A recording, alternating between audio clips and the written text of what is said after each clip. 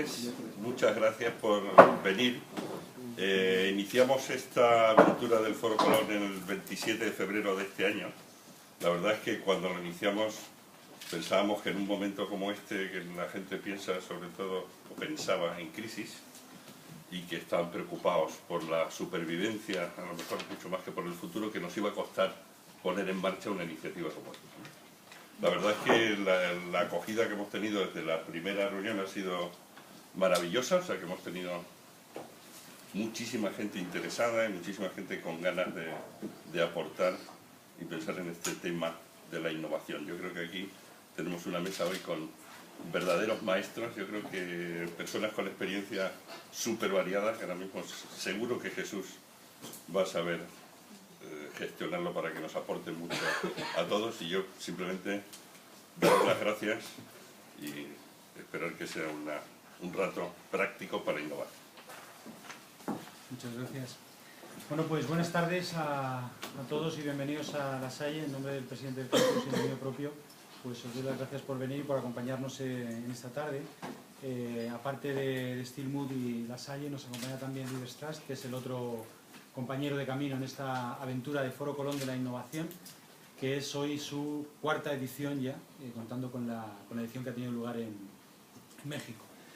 Bueno, yo esta mañana publicaba en LinkedIn una tribuna de opinión que en su día publiqué en Dirigentes Digital, que se llama Los supermercados y el sentido de la vida, que nos viene a decir poco más o menos que hoy día, hasta para escoger un supermercado, hay cosas mucho más importantes que la mera funcionalidad o que el precio o la cercanía, ¿no? Hoy tenemos ya auténticos fans de muchas cosas, ¿no? De una cosa que se llama Android, que parece que son enemigos de otros que son los de las manzanas, y entonces tienen unas discusiones tremendas, ¿no?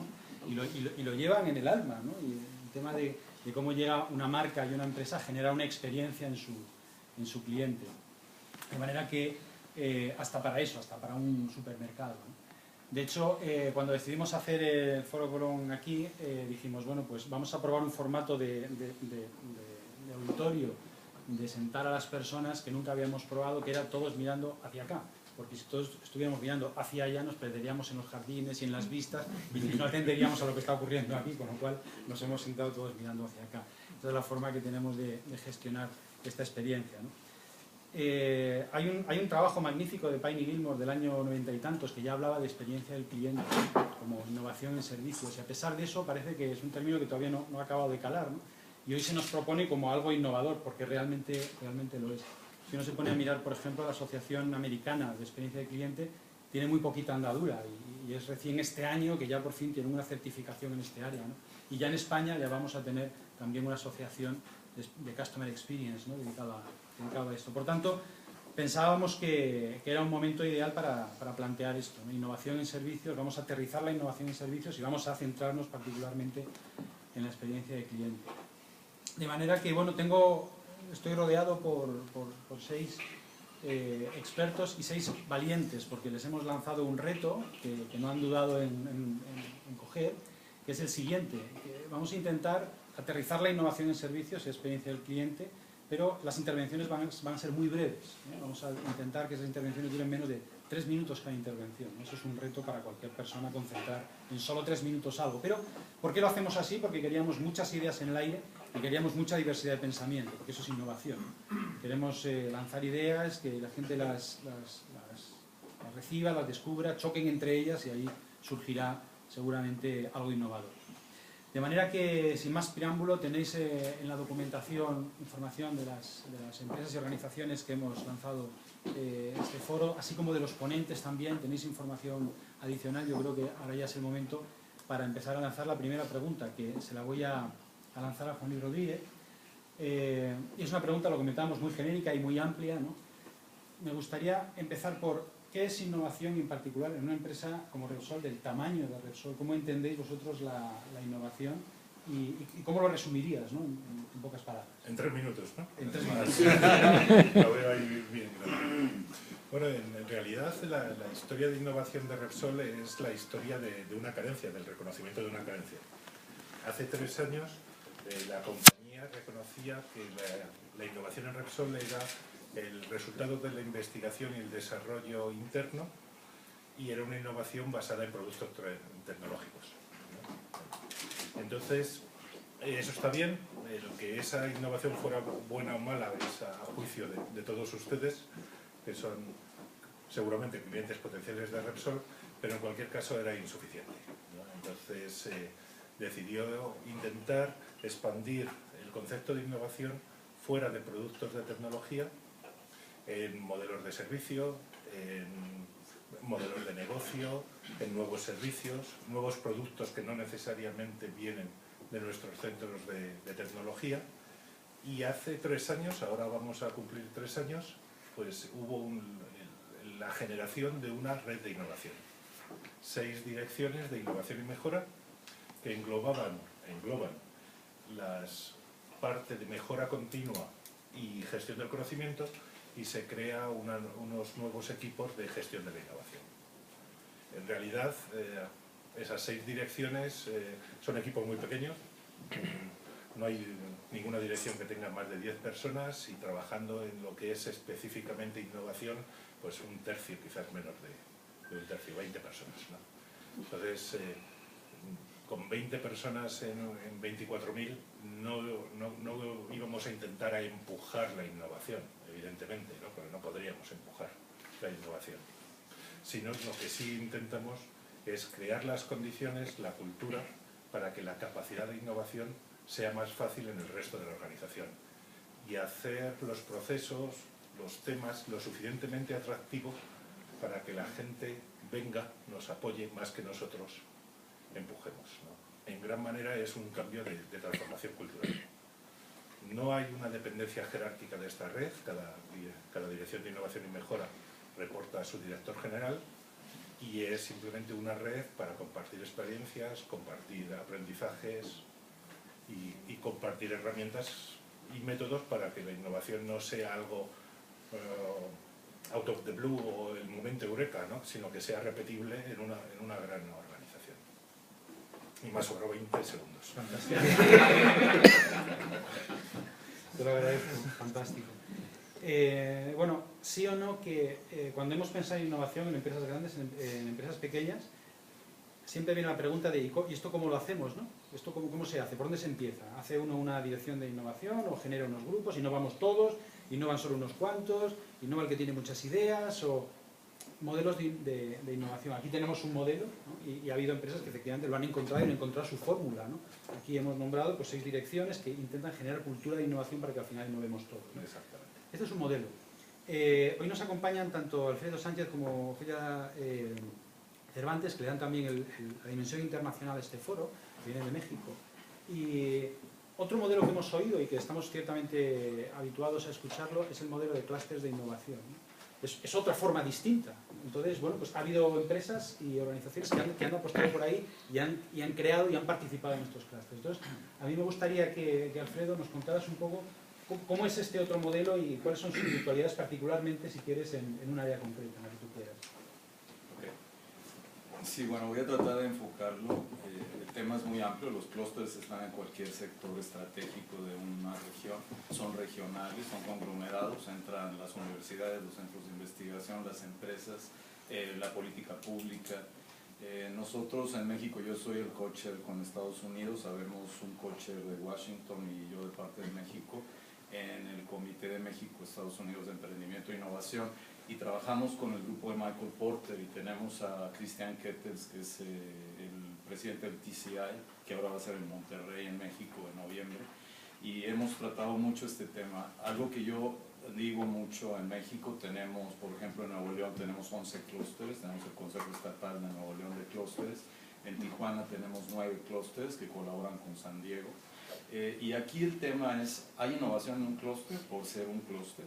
El clúster es un conglomerado, básicamente tiene parámetros de rentabilidad y competitividad.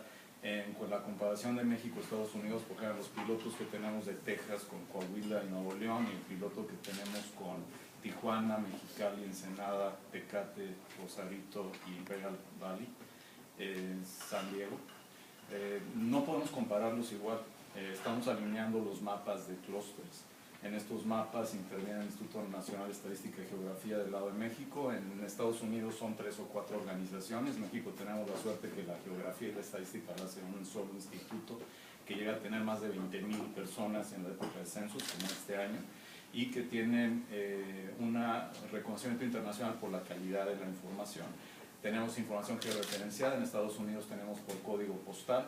Algo que les decimos mucho a nuestros clústeres, el clúster TIC, en México hay un Consejo Nacional de Clústeres TIC, clústeres de software y TIC, acabo de regresar la semana pasada de Mazatlán del Congreso Nacional, y algo que yo siempre les digo, ustedes sí son un elemento fundamental para la innovación para los otros sectores, para aeroespacial, para manufactura avanzada, que a su vez es para automotriz, aeroespacial.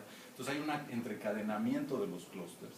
Y el TIC es un elemento fundamental para innovar los procesos, las tecnologías propias de cualquiera de los sectores agroindustrial, el que ustedes piensen. Sin embargo, el ser un clúster de TIC o el ser una empresa de TIC no significa que hagan innovación. Y ese es el tema, por ejemplo, en México. En México hacemos mucho, ya México está en segundo o tercer lugar a nivel mundial de exportaciones de software, pero eso implica que hagamos innovación. La innovación va por otro lado. La innovación va en la generación de nuevas ideas, va en la generación de nuevos productos, nuevos servicios, y no necesariamente los clústeres de TIC lo hacen. Entonces, ¿cómo eso puede impactar a otros sectores? Sí, TIC es suficientemente relevante, muy necesaria, no quiere decir que un clúster, por ser de la industria extranjera de información, tiene que ser innovación. Fantástico, muchas gracias. Absolutamente. Aquí hay conceptos que muchas veces forman parte de nuestras matrices conceptuales, ¿no? Innovación y tecnología, y me gusta mucho rescatar la figura de Michael Porter, ¿no? Porque hace poco se pronunciaba sobre un tema también de innovación en el mundo de la formación y decía, claro, pues innoven ustedes, estaba hablando particularmente del caso de Harvard, innoven ustedes lo que quieran pero dentro de su estrategia. Entonces una cosa es la estrategia y otra cosa es la innovación, y la innovación no es mi estrategia como no es la calidad, ¿no? Ni todas las empresas que hacen tecnología son innovadoras. Entonces aquí hay conceptos que efectivamente pues, unos se superponen a otros y sí nos gustaría pues, clarificarlos más. Hay un sector muy particular donde la innovación en servicios se ha aterrizado mucho y ha conectado mucho con el tema de la experiencia de usuario, ¿no? Y ese sector es la telefonía móvil, aunque ya no sabemos si llamar los teléfonos, porque ya hacen todo, lo usamos casi nada, casi solo a veces para llamar, ¿no? Hacen muchísimas cosas. Quiero pedirle a Jesús Martínez que nos haga una breve introducción a esto, ¿no? Ya aterrizando innovación en servicios y dentro de Customer Experience, ahí hay una intersección que es la telefonía móvil, ¿no? ¿Cómo ves tú esto?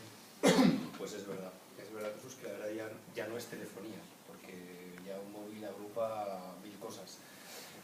La verdad es que la experiencia de usuario antes podía ser intermitente, es decir, en determinados momentos lograbas contactar con el usuario cuando iba a tu tienda o cuando tenías relación con él, pero lo cierto es que a través de la telefonía nos hemos metido dentro de un elemento tremendamente personal, que es el móvil.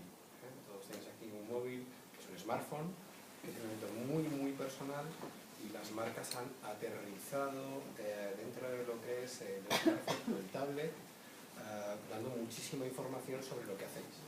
Probablemente si hubiera vuestros teléfonos móviles sabríais si habéis venido en taxi, acompañados, ¿no? Si habéis aparcado, si habéis venido en moto, en autobús, más muchísimas otras cosas, ¿no?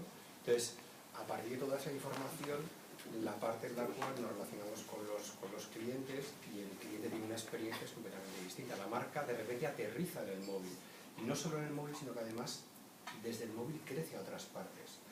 Pongo ejemplos de esta semana. Hemos visto, ha venido hasta en Madrid, la gente de Google Home, como a partir de un móvil crezco en servicios ya a toda la casa. Esta mañana estaba con los fabricantes de coches y veíamos cómo los coches van a venir directamente todos unidos al móvil. El próximo año empiezan a vaporizarse las tarjetas de crédito y se introducen dentro de los móviles.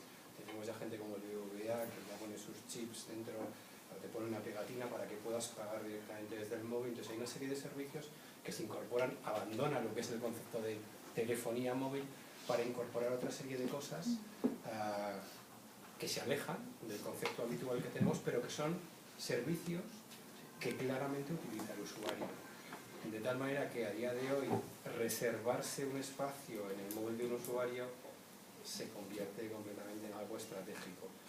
Y además, porque tenemos muchísima información sobre lo que hace cada uno de los usuarios. El teléfono no deja de enviar cosas, datos de cómo habláis, cómo interactuáis, dónde estáis, qué hacéis, qué compráis, etcétera, etcétera. No, luego hay un cambio ahí en conocer mucho mejor la experiencia de usuario y adaptarla muchísimo mejor a lo que cada uno quiera. Muchas gracias. Aquí ya estamos viendo pues, la empresa, por recoger un poco la narración, ¿no? La empresa escoge un modelo de innovación, uno u otro, y aparece una ventana de oportunidad, que son estos dispositivos móviles a través de los cuales pues, llegas a tu cliente, llegas de una determinada manera y ahí se genera una determinada experiencia, ¿no? La experiencia de usuario, el Customer Experience va mucho de esto, de cómo encuentras a tu cliente en esos puntos de contacto y qué le dices, ¿no? En esa oportunidad que tienes, que se te ha abierto a través de estos dispositivos móviles, ¿no? La tecnología en general, no solo esta tecnología, sino la tecnología en general está impactando claramente y gravemente en la innovación en cualquier tipo de servicios. Y a mí me gustaría que Juan Carlos Alcaide recogiera también esta idea y completara cómo esto está ocurriendo y hacia dónde vamos con todo esto. Bueno, yo creo que en primer lugar habría que quizá diferenciar entre dos conceptos. En primer lugar el concepto de servicio y en segundo lugar el concepto de servicios. Entendemos, no quiero ponerme pedante, pero entendemos por servicio lo que podríamos denominar la atención al cliente en cualquier actividad, ya sea de tangibles o de intangibles, y es evidente que la llegada de la tecnología nos permite, nos posibilita una relación con el usuario, una relación con el cliente y una relación con el consumidor que no tiene nada que ver con la que tenía hace años. Es decir, que el concepto de garantía, el concepto de relación postventa, etcétera, etcétera, está absolutamente tocada o es susceptible de revisión sí o sí sobre la base de la tecnología. Pero es que por otra parte hay un montón de nuevos servicios empresariales, algunos absolutamente disruptivos. Os recuerdo que mañana hay una huelga de taxis en Madrid debido a esto, ¿no? ¿Verdad? Hay, los usuarios digamos que están utilizando la tecnología para ser independientes de los taxis y montarse la vida por su cuenta, y vemos con claridad cómo hay un campo absolutamente vasto para trabajar en torno a nuevos servicios con nuevas propuestas de valor. Y luego pues está el mundo de lo híbrido, ¿verdad? Nosotros tenemos algunos clientes que están en un mundo muy estable hasta hace 2 días y hoy día pues están tratando de adaptarse a lo que se les viene encima. Si tú tenías una empresa de selección de personal, tú tienes que ser consciente de que ahora tu competidor más importante se llama LinkedIn. Entonces, si tú trabajabas en el mundo de la fotografía, pues probablemente ahora ya no trabajas, ¿eh? Y así sucesivamente. Entonces, creo que, por lo tanto, y como conclusión, tenemos 3 niveles. El servicio al cliente incorpora la tecnología de una forma absolutamente esencial. En segundo lugar, hay nuevos servicios que lo son de forma disruptiva y totalmente novedosa. Y en tercer lugar, hay una hibridación y hay nuevos modelos de negocio que se basan y se inspiran en modelos que han existido desde hace muchos años. Exacto. Y al final lo que ocurre es esto, ¿no? Que a través de todas estas herramientas que tenemos, sea el teléfono móvil, sea LinkedIn, sea lo que sea, la empresa se va comunicando con su cliente, quien quiera que sea, un cliente individual o un cliente corporativo, ¿no? Y en esos puntos de contacto son los que ahora estamos empezando a decir que tenemos que controlar todo eso para que la narración que yo establezco sea una narración coherente y no haya cosas extrañas y el cliente perciba siempre lo mismo y además perciba lo que yo quiero, que es con un problema mucho más complejo que el mero tema de la comunicación, ¿no? Porque ahora todo es muy orgánico y todo es muy rápido y todo parece como que se nos escapa. Y claro, si yo concretamente quisiera decirle a mis clientes que yo soy una empresa innovadora y quiero utilizar esos puntos de contacto, ¿cómo haría esto, ¿no? O sea, ¿qué mensaje lanzo? Pues ahora quiero lanzar el mensaje de que soy una empresa innovadora. ¿Y esto cómo lo hago? A mí me gustaría que Chema nos ayudara a entender un poco primero lo importante que es eso y luego algunas pistas sobre cómo hacerlo, ¿no? Sí, yo creo que la verdad es que las empresas, para que puedan innovar, yo creo que debe existir un ecosistema innovador, ¿no? Que eso no se crea de la noche a la mañana, es decir, no se puede innovar por decreto, por decirlo de alguna manera. Mucha gente se cree que innovar es algo de moda y que se innova porque sí, porque hay un decreto ley que dice vamos a innovar todos y por lo tanto todas las empresas desde ese día empiezan a innovar ya de forma recurrente, ¿no? Yo creo que, igual que comentamos en el anterior foro, el tema del ecosistema innovador que funciona en algunos países o en algunas zonas, como puede ser el ejemplo de Silicon Valley, que yo lo he vivido muy de cerca, ¿no?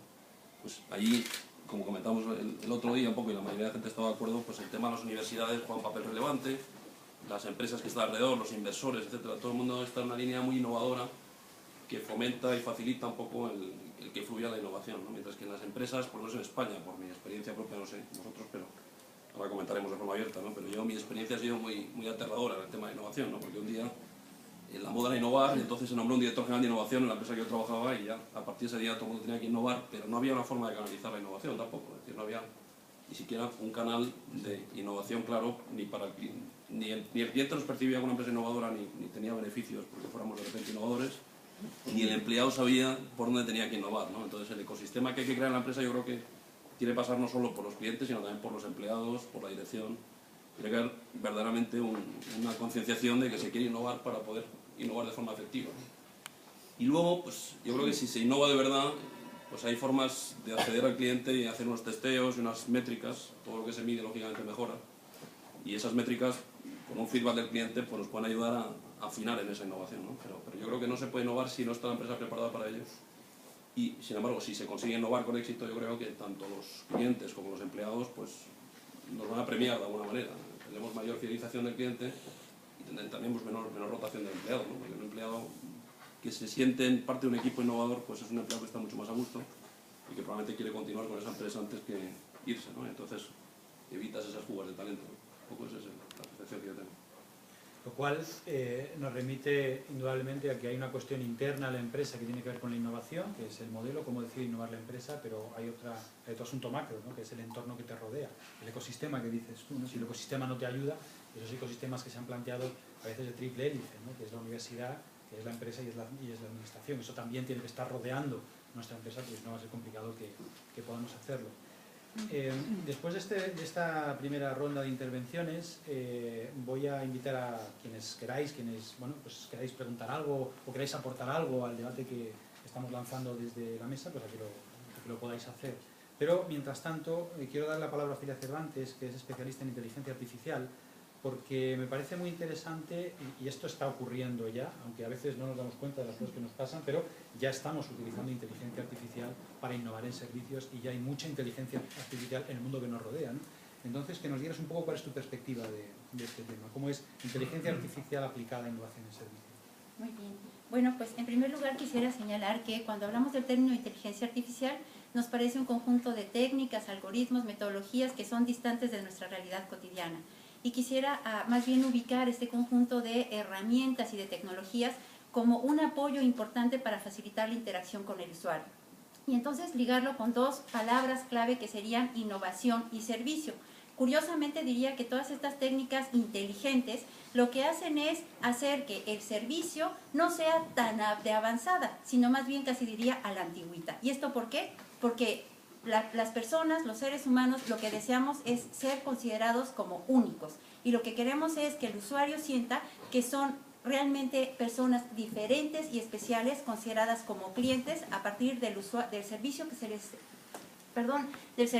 esté ofreciendo. Entonces resulta que en vez de pensar en que se automaticen los servicios y nos olvidemos de las características particulares de las personas, lo que hace la inteligencia artificial es aportar una serie de técnicas que van a crear esa sensación de personalización en las aplicaciones. Entonces la innovación consistirá en ofrecer una serie de alternativas para que, por ejemplo, las aplicaciones puedan hacer recomendaciones basadas en el perfil del usuario, que vayan, por ejemplo, aplicando técnicas de aprendizaje que basadas en la minería de datos, todos estos conceptos que posiblemente ya han escuchado, que es el análisis de las bases de datos históricas que se fueron almacenando y que aplicando técnicas de estadística pueden extraer aquellas características particulares que demuestran las preferencias, los intereses de los usuarios. Y que el usuario entonces no tendrá que ir buscando, seleccionando, sino simplemente decir quién es, y a partir de esa interacción, a partir de esas elecciones que habrá efectuado, pues los servicios se vayan entonces adecuando a sus preferencias. Se le podrá reconocer de esta manera. Otro gran conjunto de técnicas que son aplicables hoy en día están inspiradas en el análisis semántico de los medios sociales. Y aquí quisiera distinguir lo que son los medios sociales de las redes sociales. Los medios sociales incluyen pues toda esta información que está ahí disponible en el ambiente de la nube, todos aquellos contenidos que compartimos a través de las redes sociales y que reflejan de alguna manera la opinión del usuario, donde el interés está en que estas técnicas permiten detectar aquello que el usuario quizás no dice de manera explícita, pero sí implícita a través de algunas palabras especiales que describen su sentimiento más profundo, su percepción sobre la calidad del servicio recibido. Y aquí vemos también interesantes aplicaciones. Y quisiera, porque el tiempo es breve, y podré quizás profundizar un poquito más adelante, mencionar las nuevas técnicas que resultan del cómputo afectivo. Quizás ustedes han analizado esto. Es una serie de técnicas que permiten incorporar a servicios de análisis de datos, de reconocimiento de patrones, reconocimiento de gestos, reconocimiento de imágenes, a través de los cuales, si uno va, como bien señalaban los colegas, registrando la información que resulta de esta interacción, uno puede detectar si en una expresión o en una gran cara de felicidad, pues el usuario se encuentra realmente satisfecho. Y este conjunto de técnicas se pueden aplicar desde la fase del diseño y la experiencia del usuario para tener en consideración a quién se dirige la aplicación y adecuarla a ese tipo de perfil, jóvenes, gente adulta o gente mayor, o por el otro lado, en los mecanismos de evaluación. En síntesis, pues creo que hoy en día la inteligencia artificial ofrece un gran conjunto de herramientas que nos ayudarán a que la experiencia del usuario sea realmente personalizada y su percepción final de amplia satisfacción. Perfecto, muchas gracias. Aquí se está dando, y me parece interesante recoger esos dos puntos de tu intervención, porque lo que estamos viendo muchas veces es que existe una paradoja entre, por una parte, la empresa que intenta lógicamente, industrializar todo lo posible aquello que hace, porque eso es lo que nos genera valor, pero por otra parte, el cliente lo que busca es personalización todo lo posible, porque quiere que lo traten como él mismo, como una persona, y se genera una tensión y una paradoja tremenda, ¿no? Entonces, ¿cómo resolvemos esto, ¿no? ¿Cómo hacemos que a la vez la empresa industrialice y, por tanto, tenga valor, y el cliente a la vez sienta un trato personal, ¿no? Y aquí efectivamente los temas de análisis de sentimientos están ayudando mucho a entender de verdad a los clientes, ¿no? Esto que se llama shadowing, que es seguir al cliente y seguirlo y perseguirlo para saber qué piensa, qué siente, ¿no? Y hay gente que ya está diciendo, olvídense de los cuestionarios porque los clientes están masivamente diciendo lo que opinan en todos los sitios, ¿no? Entonces dejen de pasar los cuestionarios y utilicen estos sistemas que permiten extraer la información pues más de cerca, ¿no?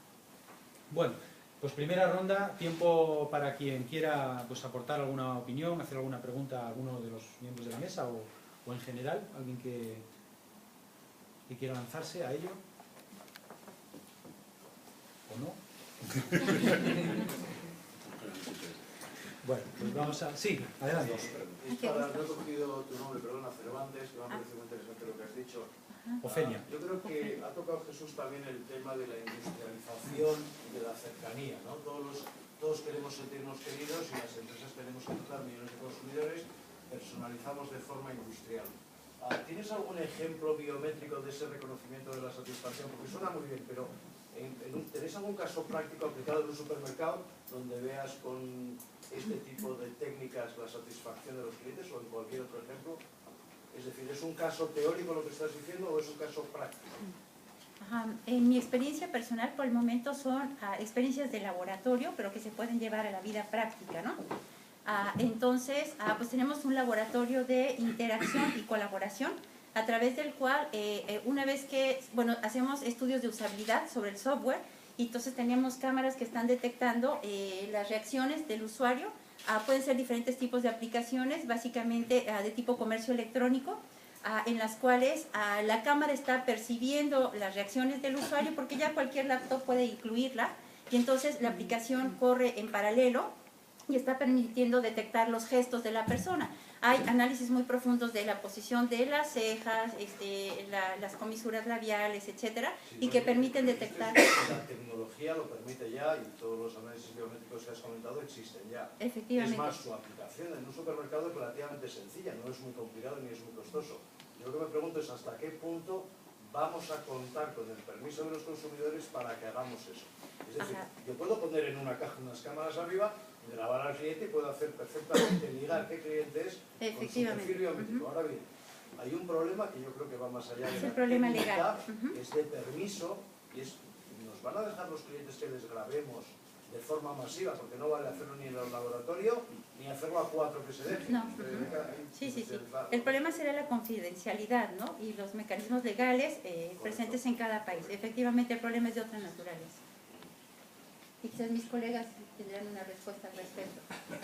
Yo con respecto a Pero cuando uno básicamente saca una cuenta en el duopolio que existe, del que hablaba antes Jesús, entre Apple y Android, que no diré cuál soy,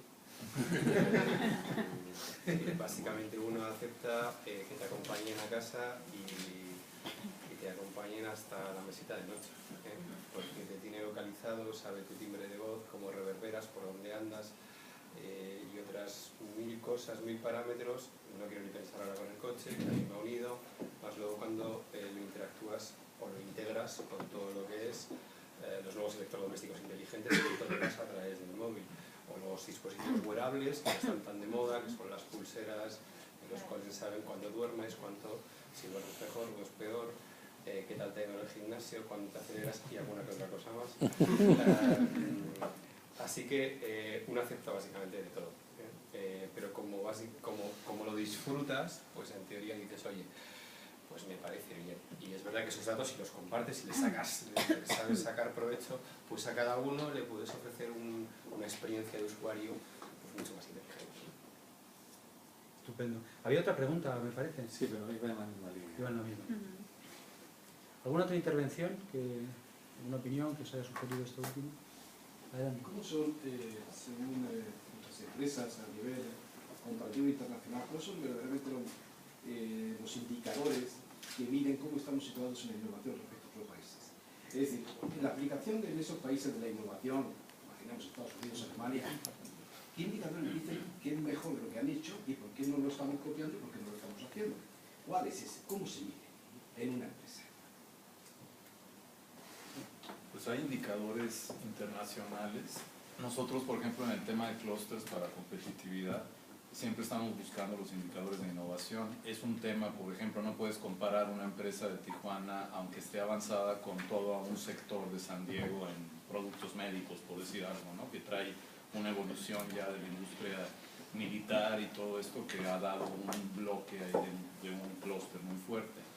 Entonces es lo que decimos, para poder comparar y poder sacar la medición de Porter, por ejemplo, en la rentabilidad, en la competitividad del clúster, necesitamos en México medir exactamente eso, el valor agregado, la innovación, que es lo que hace que tú puedas encontrar esas sinergias que hay entre las empresas, entre los clústeres de un lado de la frontera, del otro, e incluso no es lo mismo un clúster en Campeche que un clúster en Nuevo León.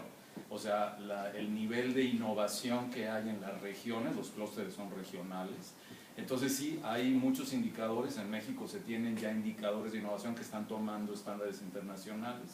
Hay estudios de los países que tienen el mayor rendimiento económico en su producto interno, y todo esto tiene que ver con innovación, está comprobado 100%. Los países que no hacen eso, su margen de crecimiento es muy, muy limitado.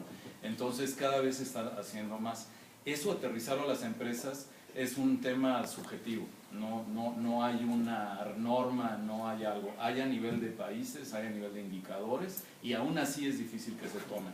Yo, por ejemplo, un tema que tengo con Washington y con Harvard, con el Instituto de Estrategia y Competitividad, es que la metodología de Porter solamente toma el indicador de empleo y de ocupación, y nosotros estamos peleando. En México tenemos una serie de encuestas en ciencia y tecnología y todo, que nos da una información mucho más rica.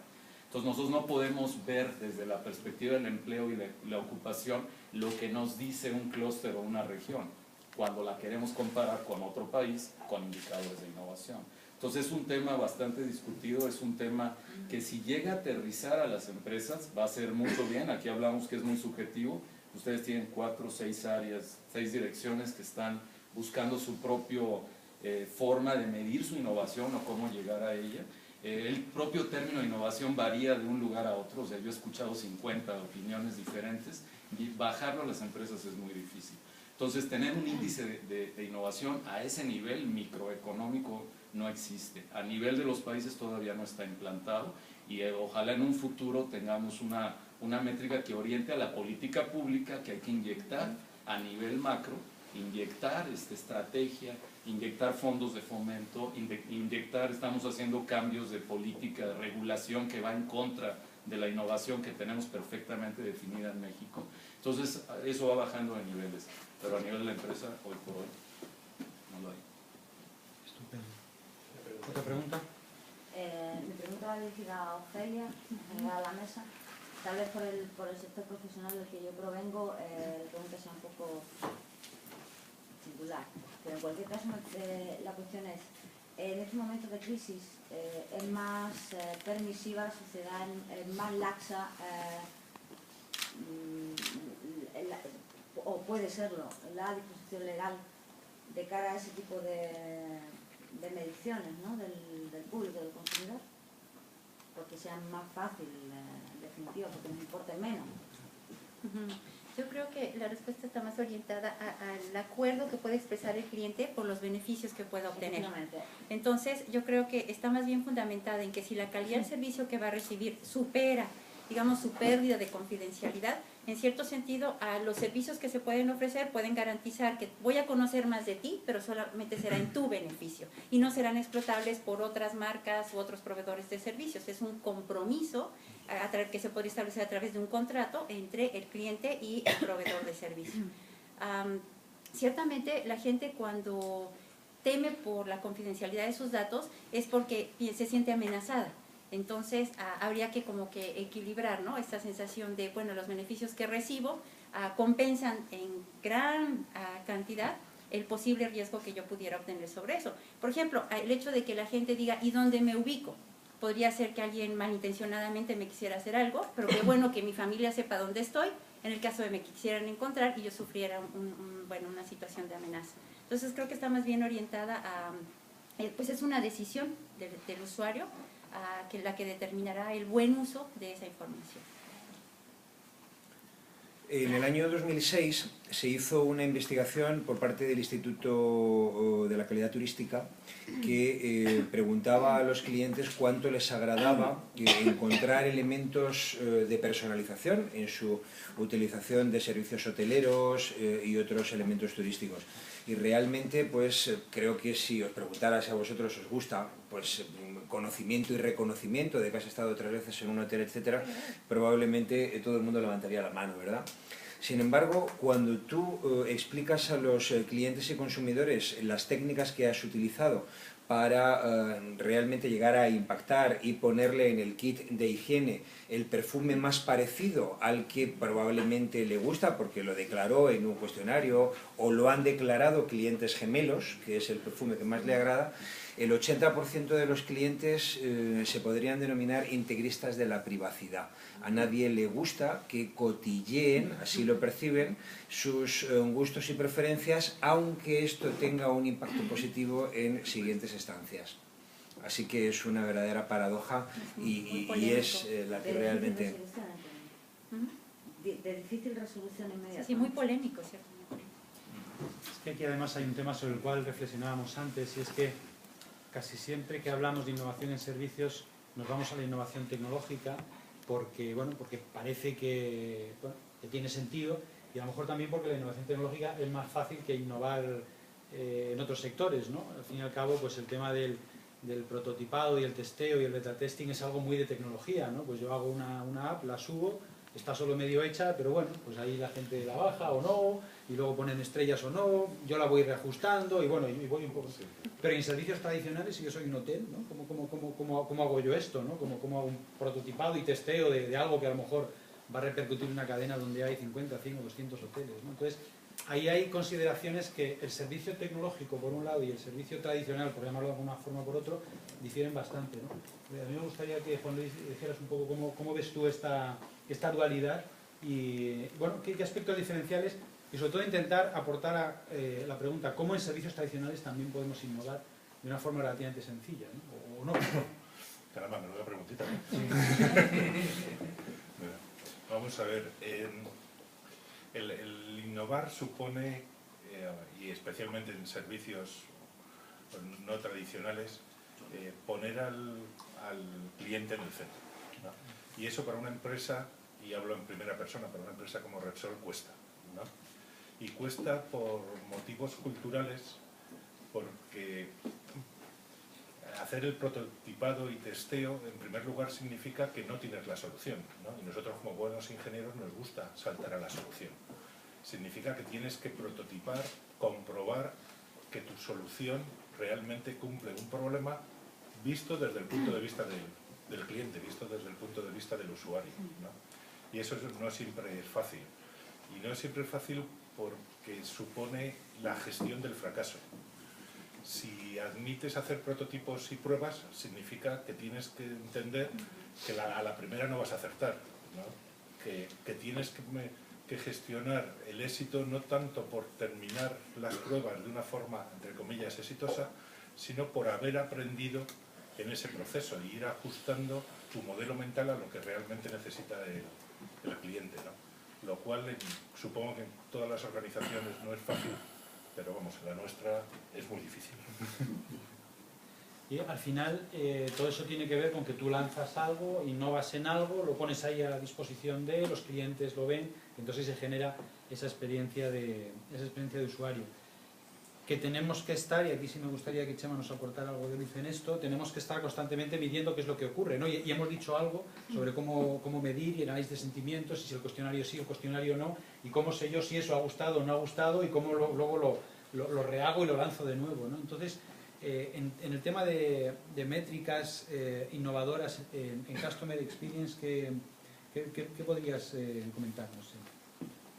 Yo creo que lo que ha dicho Juanito es muy cierto, ¿no? Entonces, la medición quizá, y yo creo que hemos hablado también antes del caso de los hoteles, que a mí me parece un caso muy interesante, ¿no?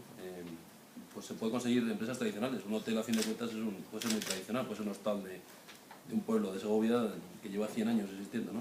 Y ese hotel pues necesita tener una métrica que le permita decidir si no o no, ¿no? Entonces, para mí, al margen de las métricas, el tema que hablábamos ahora me parece que pasa quizá por la investigación de mercado, es decir, ver hasta qué punto una nueva solución o una idea hay que ponerla en marcha en función de lo que nos va a costar y en función de la percepción que pueda tener de esa idea nuestros clientes que ya conocemos. Y por supuesto luego hay que medir y hacer un feedback y un seguimiento adecuado para que se pueda hacer hoy en día con la tecnología, que antiguamente sin embargo era mucho más complicado llegar a tus clientes, ¿no? Pero en cualquier caso, hablando de métricas, a mí me parece que desde la métrica más básica, que es la del Customer Acquisition, que ahí realmente pues, con la tecnología se ha mejorado.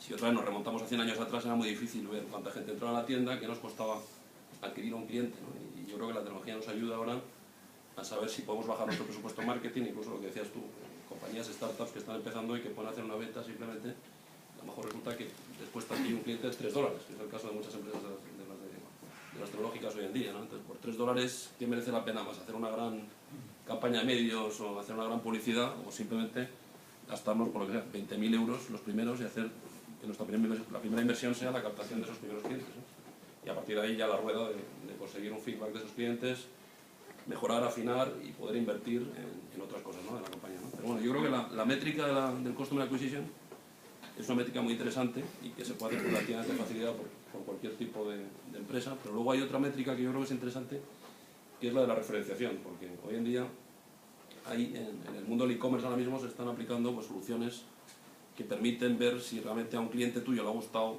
o no un servicio que tú provees y por tanto ha referenciado a otros clientes a ello. De hecho también, como más de uno sabréis, también se está premiando esa referenciación, ¿no? Es decir, hay softwares y compañías que están en la línea de premiar a aquellos clientes que refieran a otros clientes, ¿no? Entonces, yo creo que esa métrica de referenciación pues, es una métrica muy interesante para las empresas, ¿no? Porque antiguamente también sería muy difícil saber qué cliente tuyo es el que realmente está referenciando a otro cliente, porque ese es un cliente estrella que hay que cuidar, ¿no? Y hoy en día yo creo que esa métrica nos aporta mucho, ¿no? Y después, por supuesto, la métrica de la fidelización, que es una métrica muy simple, porque la puede hacer cualquiera y realmente lo más importante es saber si un cliente repite o no la compra, ¿no? Y eso, pues, por ejemplo, yo que he trabajado en automoción muchos años, pues la automoción sufría mucho en la repetición, porque somos todos ajenos a repetir en marca, ¿no?